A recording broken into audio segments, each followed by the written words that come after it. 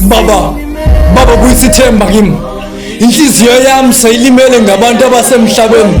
Ithemba selingiphelele ngabantu abaphilayo kulomhlaba mdali.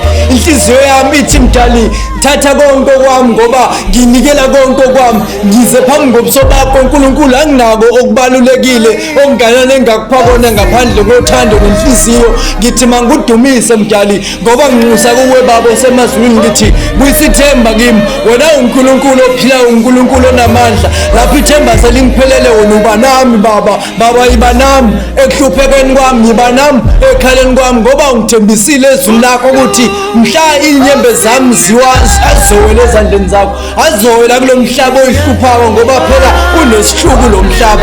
Baba mdali, phakamisa isandla sakho phezu kwempilo yami. Mhlawumbe bengingaphinde ngiyithole enye ithuba, bengingaphinde ngiyithole enye ithuba lesibili ngoba besengihlulekile kokuqala mdali. Mdali iba nami Nkosi.